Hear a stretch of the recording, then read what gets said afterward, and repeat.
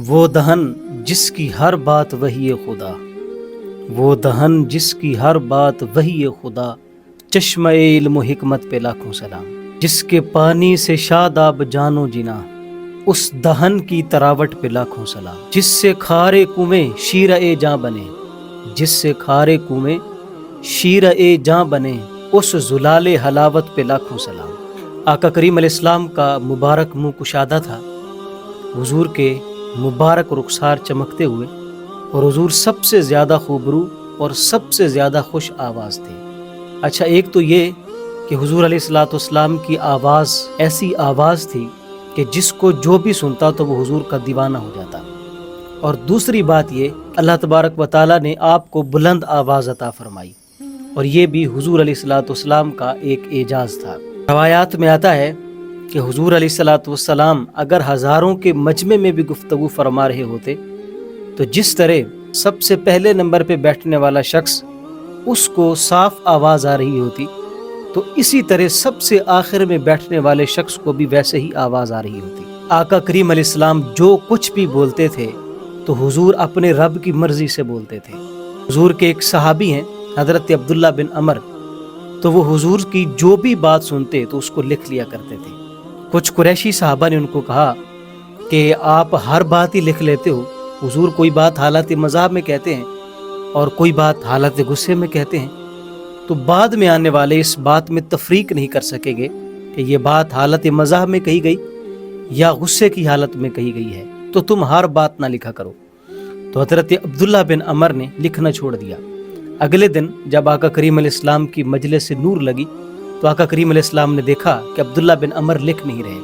تو حضور نے ان سے وجہ پوچھی۔ فرمایا عبداللہ بن عمر، پہلے تو تم لکھا کرتے تھے لیکن آج کیا ہوا، آج تم لکھ نہیں رہے۔ تو عرض کرنے لگے، یا رسول اللہ صلی اللہ تعالیٰ علیہ وسلم، مجھے قریشی بھائیوں نے منع کیا ہے کہ آقا کریم علیہ السلام کبھی حالت غصے میں ہوتے ہیں اور کبھی حضور حالت فرحت میں، حالت مزاح میں بات کرتے ہیں، تو تم ہر بات لکھ لیتے ہو تو بعد میں آنے والا اس بات میں تمیز نہیں کر سکے گا کہ یہ بات حضور نے کس حالت میں کہی ہے، تو میں نے اس لیے لکھنا چھوڑ دیا۔ تو آقا کریم علیہ السلام غصے کی حالت میں آئے اور حضور نے اپنے مبارک منہ کی طرف اشارہ کیا، اور آقا کریم علیہ السلام نے فرمایا مجھے قسم ہے اس رب کی جس کے قبضہ قدرت میں میری جان ہے، فرمایا اس منہ سے جو بھی نکلتا ہے حق ہی نکلتا ہے، حق کے سوا کچھ بھی نہیں نکلتا ہے۔ وہ دہن جس کی ہر بات وحی خدا، وہ دہن جس کی ہر بات وحی خدا، چشمہ علم و حکمت پہ لاکھوں سلام۔ اچھا، اب چونکہ حضور علیہ السلام کے مبارک دہن کا تذکرہ کیا ہے تو اب میں یہاں پہ حضور کے لعاب دہن کا تذکرہ نہ کروں تو پھر موضوع تشنا رہ جائے گا۔ میں آقا کریم علیہ السلام کے لعاب دہن کی برکات کے حوالے سے چند واقعات آپ کے سامنے رکھتا ہوں۔ ایک تو یہ کہ حضور علیہ السلام کا مبارک لعاب باعث شفا بھی تھا اور باعث برکت بھی تھا۔ صحابہ جب بیمار ہو جاتے تو آقا کریم علیہ السلام کی بارگاہ میں آتے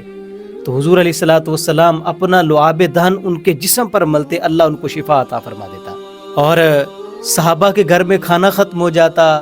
صحابہ کے گھروں میں جو کنویں تھے ان میں پانی ختم ہو جاتا، پانی اگر کڑوا ہوتا صحابہ حضور کی بارگاہ میں آتے تو آقا کریم علیہ السلام کنووں میں اپنا لعاب ڈالتے، اللہ کنووں کو پانی سے بھر دیتا،